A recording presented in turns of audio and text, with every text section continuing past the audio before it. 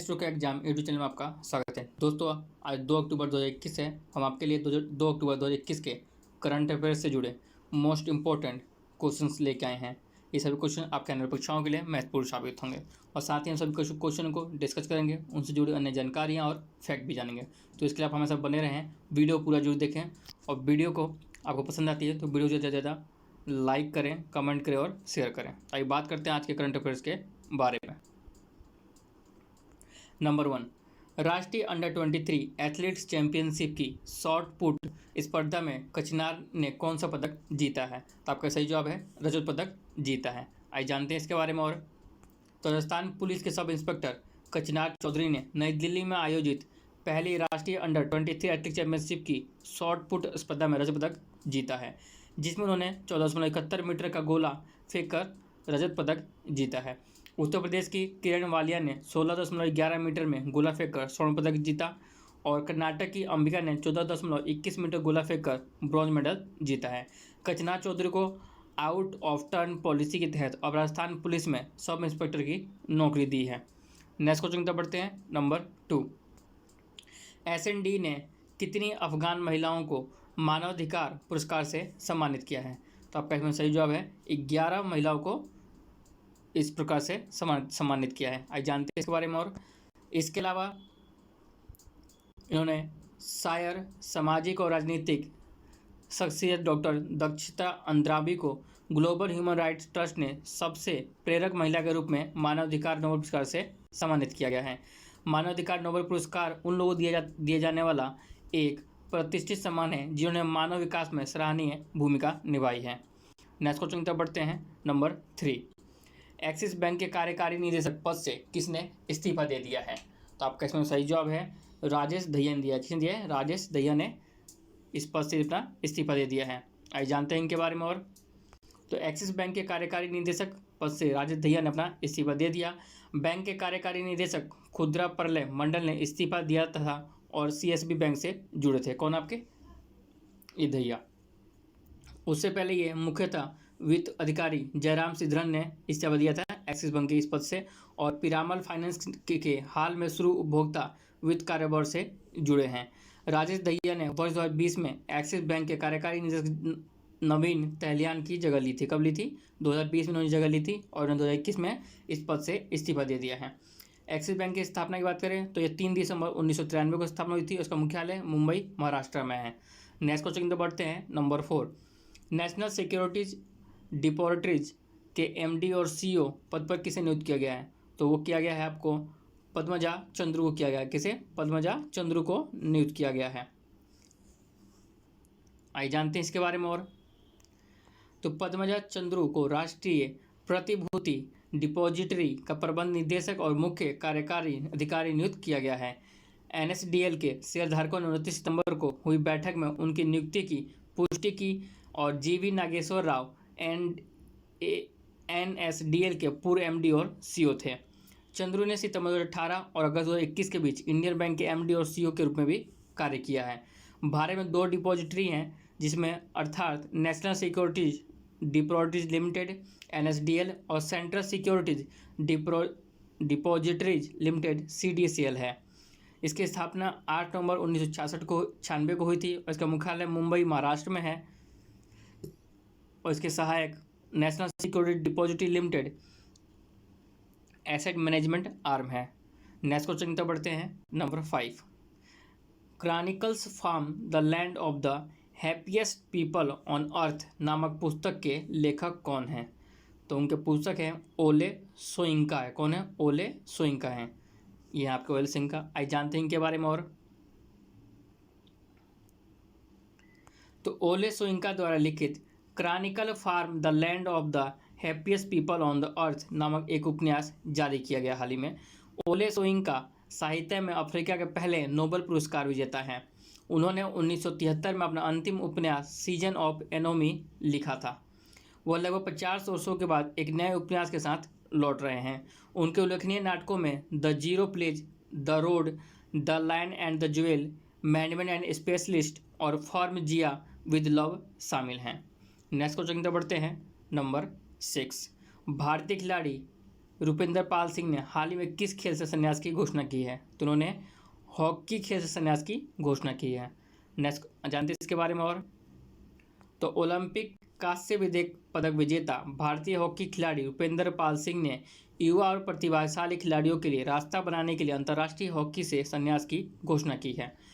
ये 30 वर्षीय रुपिंदर ने अपने 13 साल के हॉकी करियर में 233 मैच में भारतीय हॉकी टीम का प्रतिनिधित्व किया है। रुपिंदर जुलाई अगस्त 2021 में आयोजित 2020 ग्रीष्मकालीन टोक्यो ओलंपिक में कांस्य पदक जीतने वाले भारतीय हॉकी टीम का हिस्सा थे।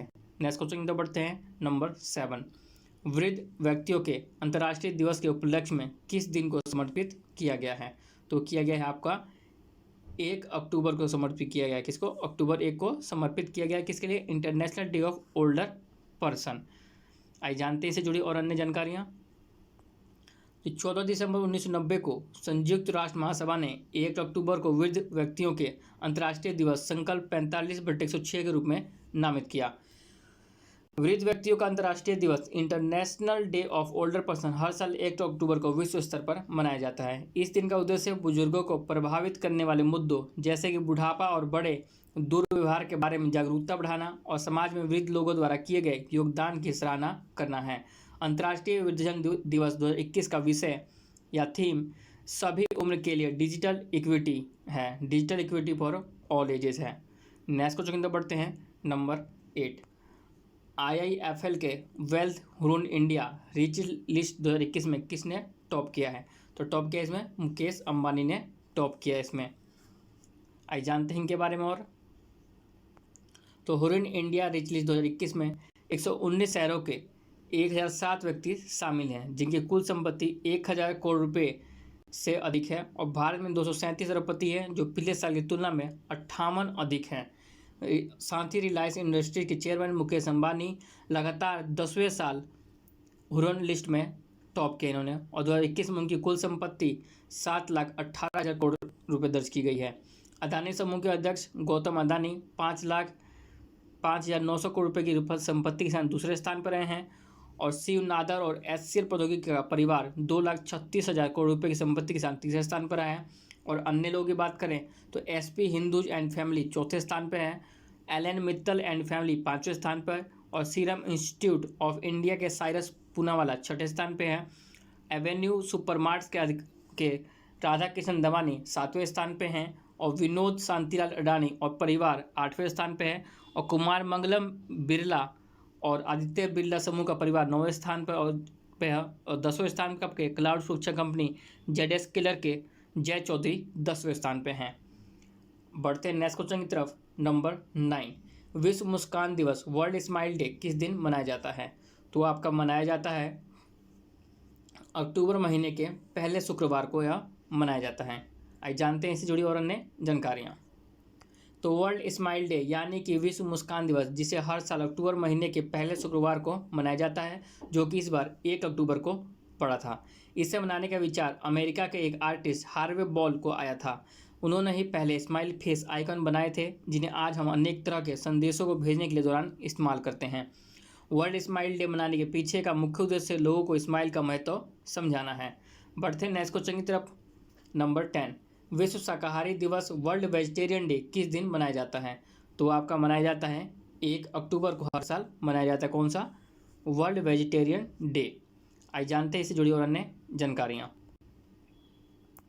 तो ये इसकी इतिहास की बात करें तो ये 1800 के दशक के मध्य में शाकाहारी शब्द के लोकप्रिय होने से पहले शाकाहार को अक्सर पाइथागोरस आहार या पाइथागोरस डाइट के रूप में जाना जाता था, जिसे 1970 में नॉर्थ अमेरिकन वेजिटेरियन सोसाइटी द्वारा स्थापित और 1978 में इंटरनेशनल वेजिटेरियन यूनियन द्वारा समर्थित है।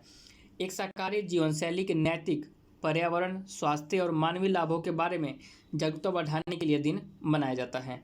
विश्व शाकाहारी दिवस लोगों को पशु उत्पादों को छोड़ने के लिए प्रोत्साहित करने के लिए पर्यावरण संबंधी विचारों, पशु कल्याण और अधिकारों के मुद्दों और व्यक्तिगत स्वास्थ्य लाभों पर जोर देने के लिए मनाया जाता है। इसे 1 से 7 अक्टूबर के बीच पूरा सप्ताह अंतर्राष्ट्रीय शाकाहार सप्ताह के रूप में भी मनाया जाता है। नेक्स्ट क्वेश्चन की तरफ बढ़ेंगे। नंबर 11, मैन पैक्यूओ ने हाल ही में किस खेल से संन्यास की घोषणा की है? तो वह आपके उन्होंने मुक्केबाज से के खेल से की संन्यास की घोषणा की है। मैन पैक्यूओ एक मुक्केबाज थे। आज जानते हैं इससे जुड़ी और अन्य जानकारियाँ।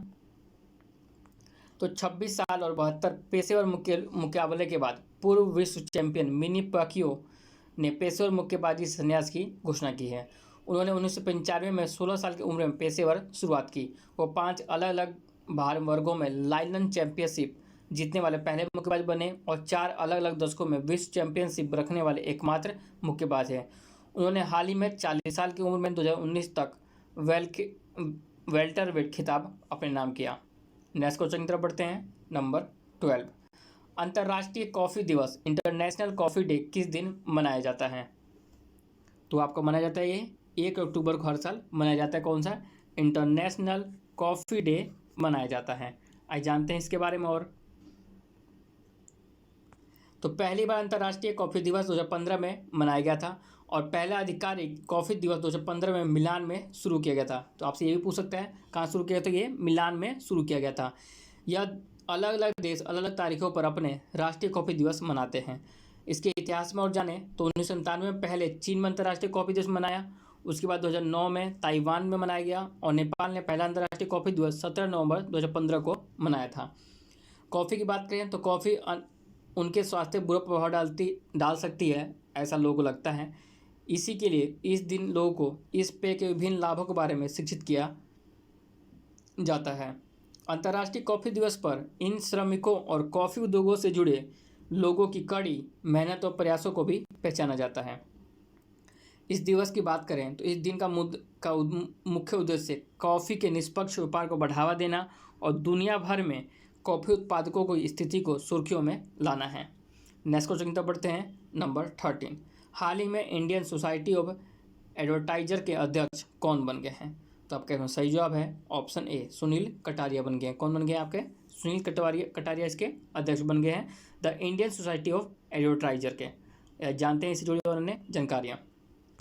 तो Indian society of advertiser ISA के नवनिर्वाचित कार्यकारी परिषद ने सुनील कटारिया मुख्य कार्यकारी अधिकारी भारत और SAARC Godrej consumer products limited को ISA का अध्यक्ष के रूप में चुना है। सुनील कटारिया ने 5 वर्षों में साथी कार्यकारी परिषद के सदस्यों, ISA सदस्यों और अन्य उद्योग निकायों से समर्थन प्राप्त करने के लिए सोसाइटी का नेतृत्व किया है। ISA पिछले 69 वर्षों में विज्ञापन दाताओं के लिए एक मजबूत आवाज़ के रूप में शीर्ष राष्ट्रीय निकाय है। इसके क्रॉस सेक्टर विज्ञापन दाता सदस्य वार्षिक राष्ट्रीय और गैर सरकारी विज्ञापन खर्च में आधे से अधिक का योगदान करते हैं। ISA जो वर्ल्ड फेडरेशन ऑफ एडवर्टाइजर का संस्थापक सदस्य है। नेक्स्ट क्वेश्चन की तरफ बढ़ते हैं। नंबर 14, हाल ही में automotive skill development council ASDS अध्यक्ष कौन बने? किसके? Automotive skill development council ASDS के अध्यक्ष कौन बने हैं? तो आपका इसमें सही जवाब हो जाएगा ऑप्शन बी, विनोद अग्रवाल बन गए। कौन बन गए हैं? विनोद अग्रवाल। ये आपके विनोद अग्रवाल हैं और ये निकुंज सांगी इससे पहले इसके अध्यक्ष थे। आज जानते हैं इससे जुड़ी और अन्य जानकारियाँ। तो ASDC की स्थापना 1 दशक पहले की गई थी और इसे केंद्र सरकार और राष्ट्रीय कौशल विकास निगम NSDC के साथ शीर्षक उद्योग संघ SIM, ACM और FADA द्वारा बढ़ावा दिया जाता है। यह ऑटो उद्योग के लिए एक क्षेत्र कौशल परिषद है और इसका उद्देश्य ऑटोमेटिव उद्योग के विकास और प्रतिस्पर्धा को बनाए रखने के लिए देश को आत्मनिर्भर बनाना है। विनोद अग्रवाल वर्तमान में VE commercial vehicles limited VECV के प्रबंध निदेशक और CEO हैं। निकुंज सांघी की जगह लेंगे जो 4 साल तक सेवा देने के बाद ASDC छोड़ रहे हैं। नेक्स्ट क्वेश्चन की तरफ बढ़ते हैं। नंबर 15, भारत ने किस देश की महिला टीम के साथ अपना पहला गुलाबी गेंद टेस्ट मैच शुरू किया है? तो उन्होंने शुरू किया है ऑस्ट्रेलिया के साथ अपना पहला गुलाबी गेंद टेस्ट मैच शुरू किया है भारतीय महिला क्रिकेट टीम ने। आइए जानते हैं इससे जुड़ी और अन्य जानकारियाँ।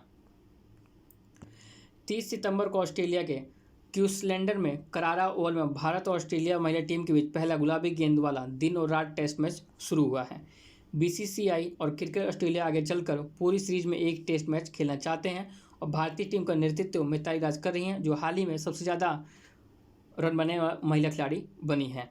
ऑस्ट्रेलिया ने 2017 में सिडनी में महिला एशेज के दौरान इंग्लैंड के खिलाफ पहला गुलाबी गेंद टेस्ट खेला था और दोनों टीमों ने आखिरी बार 2006 में एडिलेड में एक टेस्ट खेला था जब ऑस्ट्रेलिया ने जीत हासिल की थी, और उस समय सिर्फ झूलन गोस्वामी और मिताली राज ही जिन्होंने वो टेस्ट मैच खेले थे। तो दोस्तों ये थे आज के हमारे करंट अफेयर से जुड़े मोस्ट इंपॉर्टेंट क्वेश्चंस जो आपके आगे परीक्षा के लिए महत्वपूर्ण साबित होंगे। ऐसी हो जानकारी को हमारे साथ बने रहें। हमारे वीडियो चैनल पर पहली बार आए हैं चैनल को सब्सक्राइब कर लें और बेल आइकन का बटन दबा लें जिसको जगह टाइम से मिलती रहे, और वीडियो पूरा जरूर देखें। दोस्तों अगर आप चाहते हैं कि मैं हर सैटरडे को आपके लिए जनरल साइंस या जीके का वन लाइन आंसर वाला का एक पार्ट लाऊं तो कमेंट करें। धन्यवाद।